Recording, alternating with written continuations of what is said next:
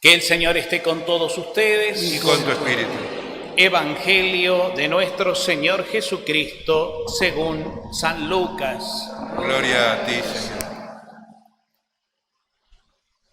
Muchos han tratado de relatar ordenadamente los acontecimientos que se cumplieron entre nosotros, tal como nos fueron transmitidos por aquellos que han sido desde el comienzo testigos oculares y servidores de la palabra. Por eso, después de informarme cuidadosamente de todo desde los orígenes, yo también he decidido escribir para ti, excelentísimo Teófilo, un relato ordenado, a fin de que conozcas bien la solidez de las enseñanzas que has recibido. Jesús volvió a Galilea con el poder del Espíritu y su fama se extendió por toda la región. Enseñaba en las sinagogas de ellos y todos lo alababan. Jesús fue a Nazaret, donde se había criado. El sábado entró como de costumbre en la sinagoga y se levantó para hacer la lectura.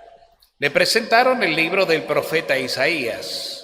Y abriéndolo, encontró el pasaje donde estaba escrito: El Espíritu del Señor está sobre mí, porque me ha consagrado con la unción.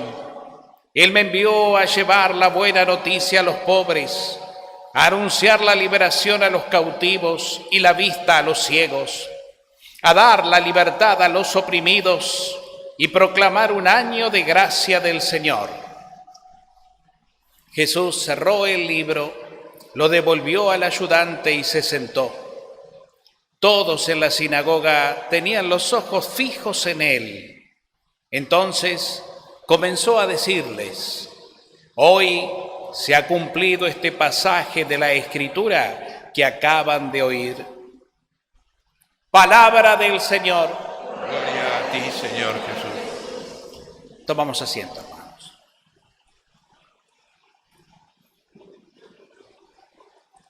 Bueno, queridos hermanos, hoy estamos celebrando el tercer domingo del tiempo ordinario, este tiempo litúrgico que comenzamos después de haber terminado el tiempo de Navidad. Y este tiempo litúrgico, llamado también tiempo durante el año, tiene un total de 34 domingos. Nosotros ahora hemos comenzado y vamos por el tercero. Lo vamos a seguir prolongando hasta que comience la Cuaresma con el miércoles de ceniza. Ahí se corta, ¿no? Se interrumpe, dará lugar a la Cuaresma, 40 días que nos prepararán para la Pascua, y luego toda la Pascua, que dura 50 días más, hasta Pentecostés. Luego de Pentecostés retomamos el tiempo ordinario o tiempo durante el año. Tiene una característica, como ustedes ya saben, este tiempo ordinario, que es fundamentalmente encontrar a Jesús o descubrir a Jesús, como nos cuentan los evangelios, que está llevando adelante su ministerio. Es el Jesús que salió a predicar, que anuncia, que puso en marcha la misión que Dios Padre le encomendó, para la cual Él se hizo hombre. Él vino como hombre, el Hijo de Dios, para anunciarnos a los hombres que el reino de Dios ha llegado a nosotros. Y eso es lo más importante del mensaje de Cristo, que no solo lo va a anunciar con su palabra, también con signos o gestos mesiánicos como los milagros, por ejemplo, sino fundamentalmente entregando su vida. Jesús entrega su vida. Él es la palabra del Padre que, como dice el Evangelio de Juan, se hizo carne, se hizo hombre y habitó entre nosotros. Es esta misma palabra que anuncia, que se da a conocer, y se da a conocer de una manera cercana, porque al hacerse hombre lo vemos como tal. Experimentamos que Dios se hizo igual a mí, igual a cada uno, y por eso lo podemos entender, porque como hombre nos habla en este idioma humano que tanto necesitamos. No es un idioma lejano, no es una forma inalcanzable, sino es bien concreta, bien cercana, encarnada. Cuando usamos la palabra encarnación, lo que estamos diciendo es que se igualó. Cristo es igual, Dios se hizo igual a mí, en todo igual. Lo que significa que este Cristo nos entiende, un Dios cercano que como hombre nos comprende, porque asumió nuestra carne, caminó en nuestra tierra, vivió las vivencias que vivimos todos, quién sabe en otra época, sí, en otra cultura, bajo otro formato religioso si quieren, pero vino a anunciar al hombre, a la humanidad, una buena noticia, que Dios nos ama y que el sentido de nuestra vida está en creerle a este Dios que nos quiere adoptar y nos adoptó de hecho como hijos. La palabra se hizo carne, la palabra nos habla, la palabra está en nosotros, para nosotros, y la palabra se transforma en luz para nuestra vida. Hace unos años el Papa Francisco instituyó entonces el tercer domingo del tiempo durante el año, dedicándolo al domingo de la palabra de Dios. Las lecturas bíblicas, de hecho, especialmente la primera lectura y el Evangelio, muestran un poco el sentido del porqué de este día, ¿no? La primera lectura está tomada del libro de Nehemías, un momento en el cual el pueblo de Dios se reúne después de haber vuelto de la deportación, después de haber vuelto de la esclavitud, se reúne con un corazón contrito, es decir, arrepentido, en busca de la verdad, porque se dio cuenta que cuando le da la espalda a Dios se pierde y se expone al enemigo, y el enemigo es más fuerte. Entonces es tiempo de volver a Dios, porque reconocen lo que Dios en el principio les dijo: si cumplen mi palabra, ustedes serán mi pueblo y yo seré su Dios. Muchas veces quebrantaron esa alianza y por eso quedaron a la deriva. Pero Dios siempre los rescató, porque Dios no se cansa de dar una nueva oportunidad a la vida, al hombre y a los hombres en todo sentido, en general. Y los llamó. Entonces el pueblo en este día se reúne y los sacerdotes, encabezados por Nehemías, traen la ley. La ley es lo que los judíos llaman la Torá, que es los primeros 5 libros de la Biblia, ¿no? Donde, especialmente el Deuteronomio, habla de la ley de Dios, de los mandamientos. Y entonces el sacerdote, subido a un estrado, con todo el pueblo reunido, nos dice el texto, empieza a leer la ley. Y dice que el pueblo escucha de una manera tan abierta, ¿no? Tan disponible a la palabra, que la palabra le penetra el corazón. Y por eso el pueblo entra en un estado hasta de angustia, de emoción, porque les toca el alma, les hace ver la vida. Es como que esa palabra que escuchan les revela la vida, les revela todo su ser. Y en esa revelación está la presencia de Dios, porque es palabra de Dios la que están escuchando. Por eso los transforma, los convierte. Y reconocen que sin esa palabra, que es vida para ellos, que es el alimento que necesitan, sin esa palabra no pueden tener vida verdadera. Y ya lo experimentaron y se dieron cuenta. Por eso ahora arrepentidos, dice que con rostro en tierra, de una manera así, con un gesto de arrepentimiento y de adoración, se entregan al Señor. Pero el sacerdote les dice: ánimo, no estén tristes. Hoy es un día especial, hoy es un día consagrado al Señor. Ni siquiera ayunen, no hagan penitencia. Lo único que les pide el Señor es que crean en Él. Disfruten de esta palabra, porque el Señor les está hablando al corazón, les está hablando a la vida, les está dando vida. Volvamos a Él con generosidad, con gratitud, y cantemos cantos de alabanza al Señor. Y tendremos vida, y vida en abundancia, vida que es alegría, que es gozo, una vida que adquiere en la palabra de Dios sentido, profundidad, fundamento. Escuchen la palabra, no estén tristes. Es hermoso escuchar este texto, que obviamente tiene por lo menos 6 siglos antes de Cristo, cuando fue escrito y proclamado, y traerlo a nuestros días de hoy. Piensen que esto no es más que una especie de introducción a lo que después escuchamos en el Evangelio.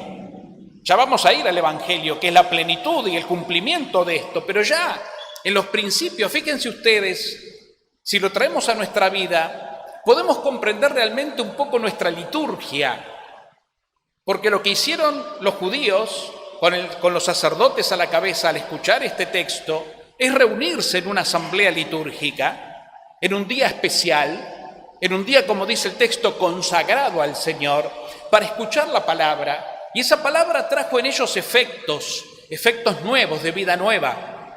Por eso termina el sacerdote invitándolos a que estén alegres, que no haya en el corazón de ellos tristeza, ni melancolía, ni culpa, ni penitencia siquiera, porque hoy es un día de alegría, porque el Señor les ha revelado su palabra.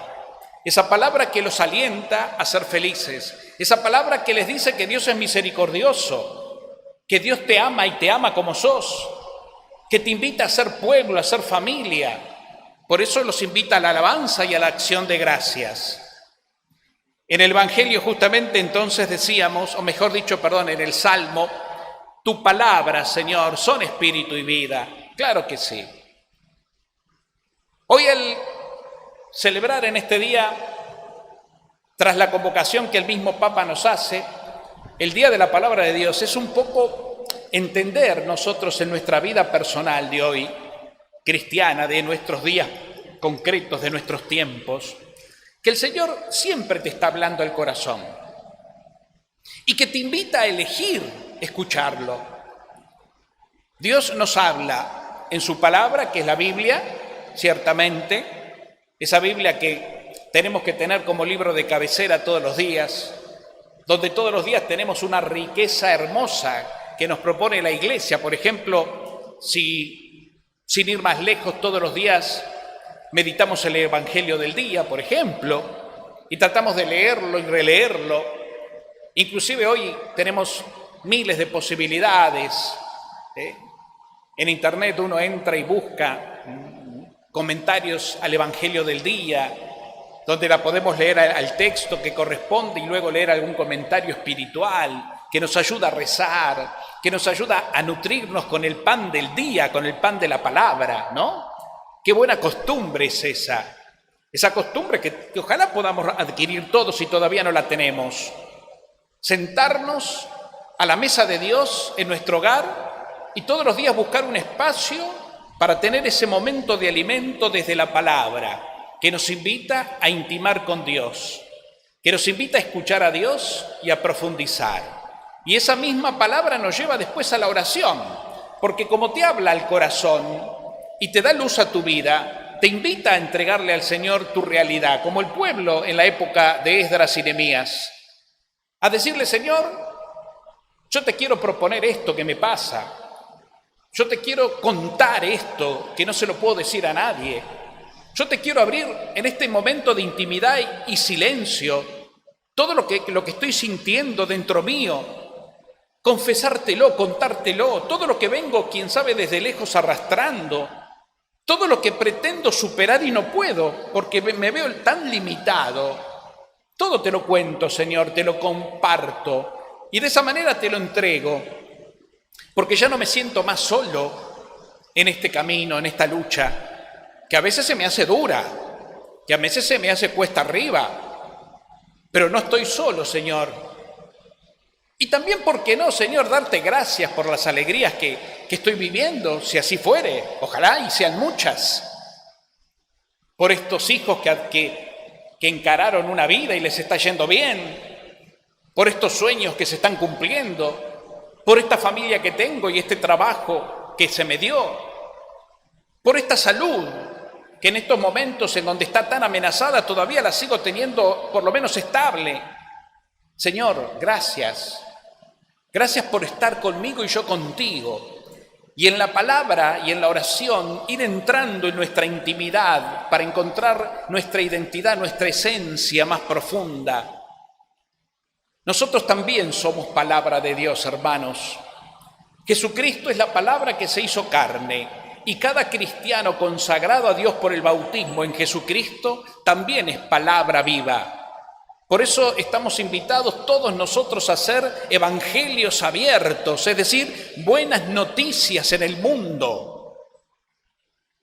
Aquí comprendemos que la palabra de Dios es vital, que la palabra de Dios no es una palabra escrita como un libro de historia muy interesante y muy quién sabe, certero y científico. Esto es mucho más, porque trasciende, porque es espíritu y vida, porque fue inspirada por el mismo Espíritu, porque tiene un nombre propio, Jesucristo, y que esa realidad se ha hecho carne en mí. Hoy soy yo la palabra de Dios encarnada. Hoy es Cristo quien está en mí, ya no soy yo, es Cristo quien vive en mí. Por consiguiente, si Cristo en su tiempo proclamó con su palabra la buena noticia, nosotros hoy estamos llamados, convencidos de nuestra identidad y vocación, a continuar esta hermosa misión de Cristo. Por eso nos dice el texto, no estén tristes, porque no cabe ya para el cristiano la tristeza. Y entendemos tristeza como convicción de lo que realmente somos y lo que Dios es en mí y yo en Él. Estamos convencidos de que la alegría es eso.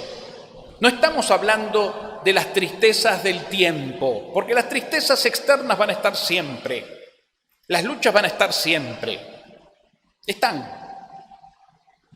Si no es por un lado, es por otro. Si no es hoy, tal vez será mañana, y si no fue ni hoy ni mañana, fue ayer, porque siempre pasamos por estadios emocionales ante circunstancias de la vida, personales, porque las que estamos nosotros, o porque son fruto de nuestras propias heridas y miserias humanas, o porque nos vienen de afuera. Padecemos la realidad triste de una sociedad enferma. No estamos ajenos a todo esto, porque vivimos en una comunidad, si se quiere. Somos una familia humana. Pero la alegría de la que habla el Señor es otra cosa. Es saber que a pesar de todo esto que condiciona de alguna manera mi emoción o mi felicidad humana, hay algo mucho más profundo en mí que me sostiene, que me renueva, porque es un alimento continuo que da vigor, que fortalece, y que es la palabra de Dios, que es Dios en mí, que es el Espíritu Santo, el mismo que inspiró los textos sagrados, el que está obrando en mí y me inspira en mí. Por eso qué lindo es detenernos a dejarnos penetrar por el Espíritu todos los días cuando leemos la palabra de Dios, cuando leemos tranquilamente, aunque más no sea el Evangelio del día, cuando quién sabe nos dedicamos unos minutos para después entrar y leer un buen comentario, que hay hermosos comentarios de grandes padres espirituales y gente de Dios que los comparte. Hoy Internet nos ofrece tantas cosas lindas cuando lo sabemos usar también para el Espíritu. Por eso hoy, al ofrecer el Papa este tercer domingo del tiempo ordinario como el día de la palabra, es un poco para esto, para dar gracias y para tomar conciencia de esta riqueza tan grande, tan llena de luz, que la tenemos al alcance de la mano y que es nuestra propia vida, la palabra de Dios.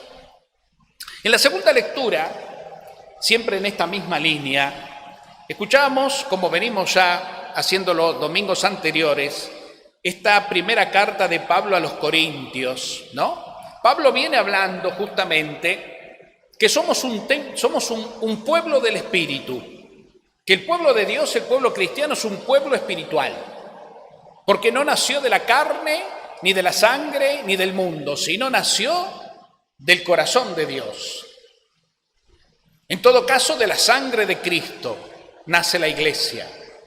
Cristo funda la iglesia como el pueblo de Dios, como la familia de Dios cuando da su vida por ella. Y a partir de ahí todos formamos parte de esta familia. Y hoy Pablo, avanzando un poquito más en el tema, de una manera magistral, diría yo, y muy inteligente, compara, para que nos demos cuenta de qué se trata esto de ser pueblo de Dios, de ser iglesia, a la iglesia con el cuerpo humano. Y dice, bueno, si nosotros tenemos un cuerpo y este cuerpo tiene muchos miembros y son todos distintos, pero todos cumplen una misma función en pro de un solo cuerpo, de manera que son todos distintos, con funciones diferentes, pero con una misma realidad, para el bien de una realidad que es una sola, el cuerpo. De tal manera que cuando uno de estos órganos del cuerpo o miembros sufre, todos sufren con Él. Es verdad, ¿no? Te levantaste con dolor de cabeza, por lo que sea, por un ataque al hígado, y uno no tiene ganas de nada. El cuerpo quiere más bien estar en reposo, descansar, ¿eh? Uno no puede pensar como de costumbre, las fuerzas vitales para hacer cosas no son las mismas. Te duelen las piernas, ya no es lo mismo, te cuesta andar, te desanima, te sentís más cansado, más exigido, tenés presión alta. Bueno, empieza todo a mermar porque es necesario relajarse y así lo que sea. No andas bien de la vista. ¿Cuánta limitación nos pone ver poco? Necesitamos auxilios y así todo. Entonces, cuando un miembro o un órgano del cuerpo está enfermo, todo el cuerpo sufre con él. Dice, de la misma manera pasa con el cuerpo de Cristo. Somos todos miembros de este mismo cuerpo con diferentes funciones. Por eso la vez pasada, el domingo pasado, iba a hablar de los carismas. No todos estamos para lo mismo, pero sí todos en pro de un mismo fin, que es el bien común. Entonces, el que tiene determinado don, que lo use y que lo ponga al servicio de todos para la alegría de todos. Y que yo no me ponga ni celoso ni esté triste por el don o la gracia que Dios le dio a mi hermano, porque eso para mí es una riqueza. No tengo por qué envidiar ni sentir celos, porque eso es una gran tentación que lo único que hace es hacerme caer a mí en oscuridad. Cuando uno está pendiente del otro y siente celos por lo que el otro tiene, cae en un pecado que se llama la asedia. ¿Y saben de qué se trata la asedia? La asedia es una especie de envidia sobre la obra de Dios en mi hermano. Y eso está muy vigente, lamentablemente, en la iglesia. Parece mentira, pero es así. Es decir, yo en vez de alegrarme porque este hermano o esta hermana tiene dones, tiene carismas, tiene alegría, canta bien, predica bien, o lo que hace lo hace bien, tiene creatividad, tiene elocuencia, se compromete, se hace tiempo. Muchos a veces eso les causa más bien celos o es un problema. No vaya a ser que ésta crezca tanto que me venga a hacer sombra a mí o que me tenga que correr para darle lugar a ella o a él. Esto se llama asedia, que es el pecado justamente que nace de un corazón que está endurecido porque todavía no se conoció a sí mismo, porque todavía no interpretó el amor que Dios le tiene, que Dios te tiene. Y al vivir un poco así, enajenado del amor de Dios, vivís buscando afuera lo que en definitiva vos tenés adentro. Pero al no buscarlo donde lo tenés que buscar para encontrarlo, vivís enojado con el mundo. Y ahí donde se producen los celos, las broncas por lo que el otro tiene o el otro es. Es un problema interno que se sana desde el amor de Dios. Volviendo un poco a lo que decíamos antes, que Dios está en mí y yo en Él. Y que Dios a mí también me dio carismas. Claro que me dio carismas. Si me los reconocen o no, no es mi problema. Pero yo sí tengo la obligación de ponerlos al servicio. Yo no puedo callar lo que Dios me ha dado. No puedo enterrar el talento, dirá Jesús en otro evangelio, en esa parábola tan conocida, ¿no es cierto? No puedo enterrar el talento porque tengo miedo no sé a qué, o por comodidad. Al contrario, tengo que ponerlo a trabajar para que inclusive crezca en mí. Es más, yo tengo que ayudar a mi hermano a que él también descubra y redescubra sus talentos. Y si los tiene, ayudarlo a que los ponga en práctica. Dale, saca. Mire, mucha gente a veces vive triste o vive en conflicto consigo mismo y con la comunidad porque no ha sacado sus talentos a relucir, porque no ha dado lo que Dios le confió.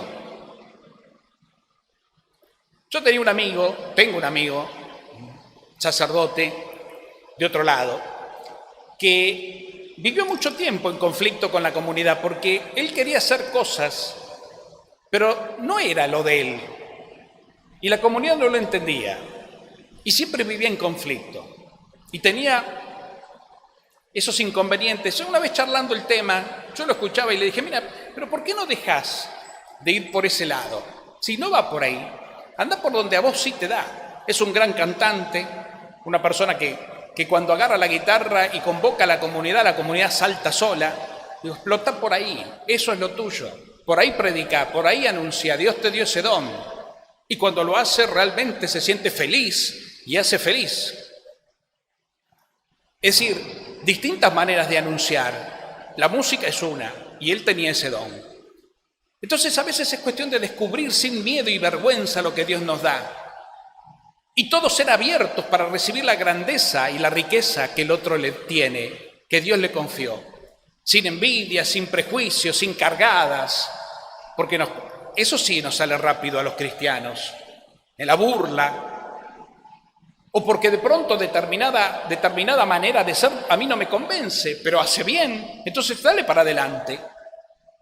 Pasa esto, por ejemplo, un ejemplo, con la renovación carismática.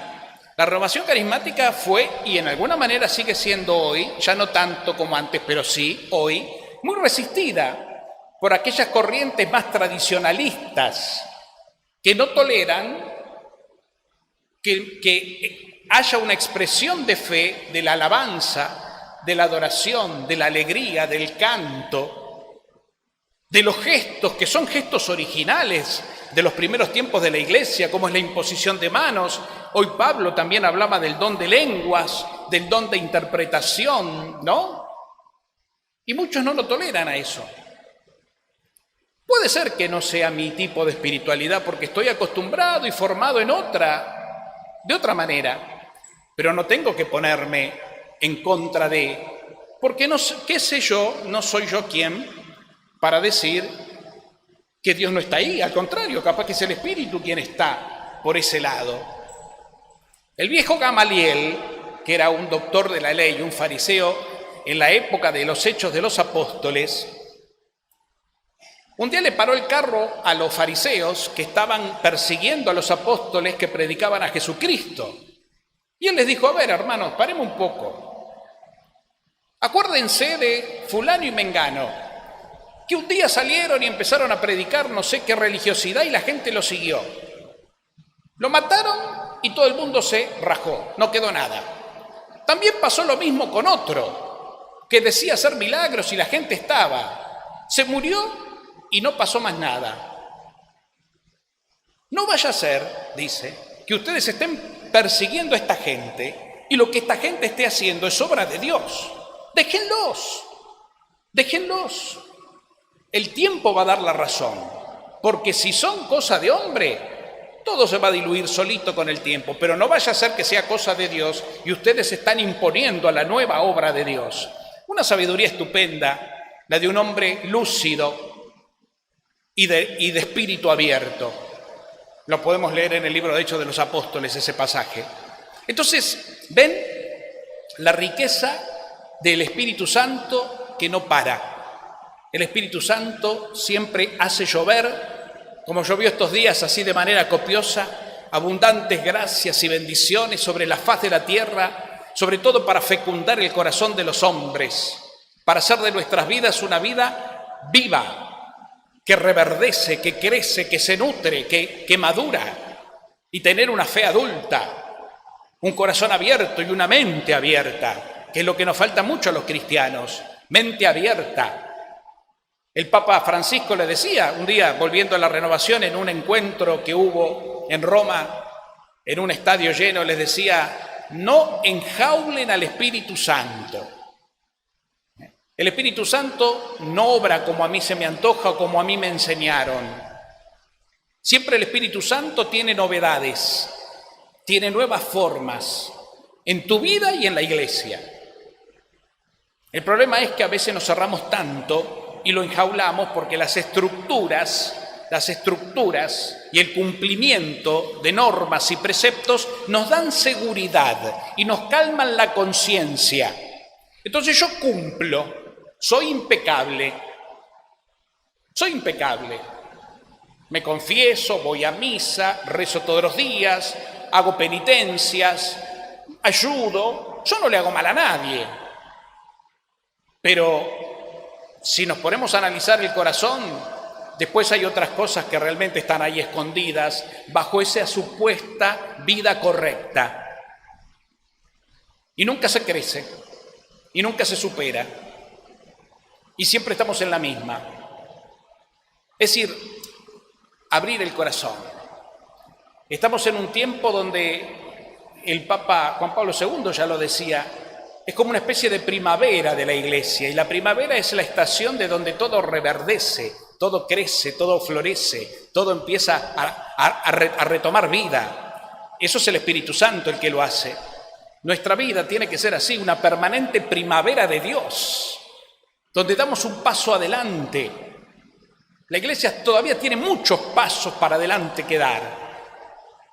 Y que no lo da no porque el Espíritu Santo no lo quiera, sino porque está sumamente estructurada, sumamente agarrada por un montón de motivos que no vienen al caso ahora. Dios quiera que este tiempo de sinodalidad que estamos viviendo, donde se nos invita a todos a participar, a aportar, a opinar como Iglesia, sea un tiempo realmente donde se empiecen a romper las estructuras y a caer los muros, para que empiece a entrar aire fresco, como decía Juan XXIII cuando se animó a llamar allá en 1960 el Concilio Vaticano II, que todavía está escrito, sí, hermosamente en documentos, pero todavía no está puesto en vida al 100%.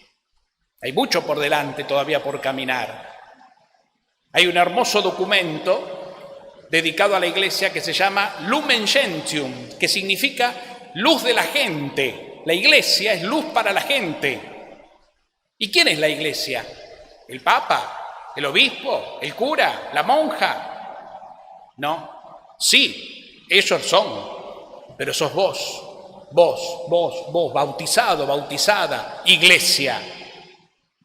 Acuérdense, hermanos, que la Iglesia nace y se forma y llega a nuestros días desde el pueblo de Dios. Era el pueblo de Dios quien elegía a sus pastores en aquel entonces. Era el pueblo de Dios quien se reunía y elegía a los obispos. Queremos que sea nuestro pastor. Pregúntenle a San Juan Crisóstomo, pregúntenle a San Agustín. ¿De dónde salieron estos obispos? ¿Del querer del Papa? No. La gente dijo, vos tenés que ser nuestro obispo. Vos tenés que ser nuestro sacerdote. Y lo sacaban del pueblo y lo consagraba. La Iglesia confirmaba, la Iglesia institución, lo que el pueblo proponía, porque salían de la base del pueblo. Hoy no es así. Hoy nace de una estructura, más bien que viene de arriba, piramidal. Y eso yo creo que es un gran obstáculo al Espíritu Santo. Por eso no llegan todos los que tienen que llegar.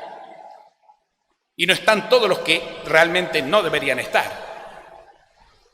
Pero bueno, dejémoslo al Espíritu que obre, ¿no? Dicen que el Espíritu Santo empolla los huevos que le ponen. Y es así, en muchos casos. Pero bueno, avancemos. Y avancemos nosotros celebrando lo que somos. Palabras de Dios vivas, de la cual nos alimentamos y de la cual nosotros vivimos y damos vida como luz. Y por último, siempre en esta misma línea, y disculpen que ya me voy extendiendo, pero ya termino. En el Evangelio de Lucas, ¿no? Hoy, Lucas, cuando uno lee el Evangelio, vemos que comienza presentando un poco la vida, es uno de los que más analiza la vida, la niñez de Jesús y la vida oculta de Jesús, los detalles que escuchamos en Navidad, la anunciación del ángel a María, pero después es como que corta con todo eso y comienza realmente a hablar de Jesucristo, que comienza aquí, a partir de estos versículos que van del 14 en adelante. Es como que lo primero fue una introducción que, si bien es importante, no es lo más importante. Lo bueno empieza ahora. Y empieza de esta manera, ¿no? Diciendo, Lucas, como todo evangelista, es muy sutil cuando escribe, por eso hay que interpretar los evangelios no como algo, como relatos históricos, sino como teologías narradas, que es distinto, ¿no? Es decir, hay que buscar lo que significa, no lo que dice. Lo que dice te lleva a algo más profundo. Y fíjense que dice, así también luego lo dirá en el libro de los Hechos de los Apóstoles, a Lucas, a este evangelista, se le atribuye el tercer evangelio, que vamos a leer todo este año, porque estamos en el ciclo C, y el libro de Hechos de los Apóstoles. Entonces comienza diciendo que en este libro dice así, ¿no? Por eso, después de informarme cuidadosamente de todo desde los orígenes, yo también, porque ya hay alguien que escribió, Lucas se inspira mucho en el Evangelio de Marcos, que es el primero de los evangelios escritos, y dice, después de haber investigado bastante, yo también he decidido escribir para ti, excelentísimo Teófilo. Sobre este Teófilo hay mucha tela que han cortado los exégetas, porque yo les digo esto porque pueden ser un dato curioso, ¿no? Que les sirva, o por lo menos Teófilo, la palabra Teófilo es una palabra compuesta. Teo viene de Dios, filo del griego significa amante, ¿no? El que ama. Filosofía, filósofo. Filos significa sabiduría, ¿no? Filo significa amante, Sofía significa sabiduría. Si los que aman. En este caso no estaría hablando a un hombre concreto, un tal Teófilo, que podría ser, sino más bien a toda persona que ama a Dios. ¿Se entiende?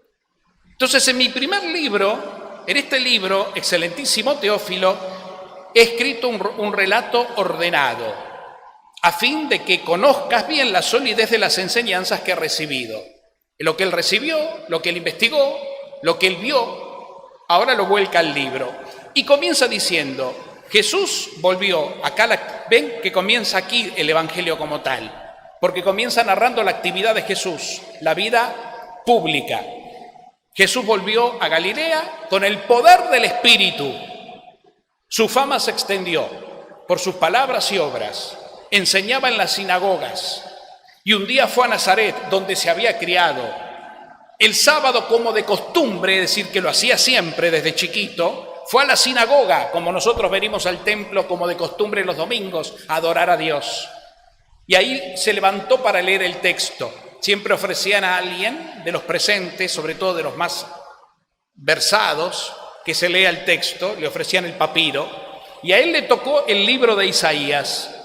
Y dice que abriéndolo, le tocó ese pasaje que dice, de Isaías, el Espíritu del Señor está sobre mí, porque me ha consagrado por la unción. Él me envió a llevar la buena noticia a los pobres, a anunciar la liberación a los cautivos y dar la vista a los ciegos, a dar la libertad a los oprimidos y proclamar un año de gracia del Señor. Entregó el libro, se hizo silencio, todos miraban, ya conocían algo de su fama, y Jesús simplemente los mira y les dice, hoy se ha cumplido este texto que acaban de oír. Esta profecía de hace más de 600 años, hoy se cumplió en mí. Este soy yo. Qué lindo sería, y ya termino, hermanos, para no extenderme, que cada uno podamos nosotros leer este texto, este pedacito de Isaías, en la clave de Jesús, ¿no? Como lo leyó Jesús, desde nuestra novedad del Nuevo Testamento, de la Iglesia. Y lo podamos leer y decir esto mismo, pero en primera persona, ¿no? Como que sos vos, yo, vos, cada uno. El Espíritu del Señor está sobre mí. Él me ha consagrado por la unción. El día de tu bautismo fuiste ungido. El Espíritu Santo bajó y te designó, te confirmó. Él te envió entonces a llevar la buena noticia a los pobres, a anunciar la liberación a los cautivos, a darle la vista a los ciegos, a dar la libertad a los oprimidos, a proclamar un tiempo de gracia, de bendición, de amor, de parte del Señor. Qué lindo sería, ¿no? Que todos podamos hacer carne, como lo dijo Jesús, este texto, tan corto y tan lleno de vida. Es una vocación es un estilo de vida que lo tiene que hacer todo cristiano. Si nosotros nos detenemos en esto, lo leemos en oración, como que Cristo lo dice para sí, pero en mí, de manera que lo digo yo, sin importarme los peros. Y digo esto porque alguno podrá pensar, bueno, no, pero yo no soy Jesús. Sí, sos Jesús. Sí, Jesús lo quiere hacer en vos. A pesar de vos, de tus pecados o de tus cosas, sí. Basta de peros. Basta de escapes, de chicanas. No le chicanees a Dios. Quédate ahí. Léelo. Y decilo como que es tuyo. Yo. El Espíritu está sobre mí. Tenés que llevar consuelo a quien lo necesita. Tenés que darle luz a los que están a oscuras porque no le encuentran sentido a la vida. Tenés que liberar los corazones oprimidos de tanta gente que vive hacia afuera y todavía no encontró el sentido de su existencia. Eso es esclavitud, eso es opresión. Y vos tenés una palabra para darle, que no es tuya, pero que está encarnada en vos. Qué importante y maravillosa es la vida de un cristiano. Qué fundamental para el mundo es la vida de un cristiano creyente. No hay otra cosa. Y lamentablemente dejamos que todo esto tan hermoso y divino que somos, lo eclipse, lo tape, los peros, los prejuicios, los egoísmos, los dimes y diretes, los llevas y trae, y tantas otras cosas que no tienen que tener lugar en nuestra vida, que no hay que darles protagonismo, déjalos ahí. Más bien, centrate en lo esencial, porque todo esto sos vos. No es que hay que hacerlo por un cumplimiento, como un mandato, no, es una realidad. Simplemente tenés que ser lo que sos, tenés que dejar salir lo genuino que sos vos, que hay en vos. Y cuando empieza a suceder eso, tu vida se transforma, se ilumina, se cambia. Y lo otro va ocupando el lugar que tiene que ocupar. Va a estar ahí, pero ya no ocupa el primer término. No. Hermanos queridos, no estén tristes, ni hagan penitencia, ni ayunen, decía Esdras, porque hoy es un día de gracia y de alegría consagrado al Señor. Vayan a celebrar, a agradecer, vayan a ser felices y a hacer felices a los otros en el nombre de Jesús. Y siempre, obviamente, nunca solos, acompañado por ella, por la tierna y poderosa intercesión de la Virgencita. Que así sea.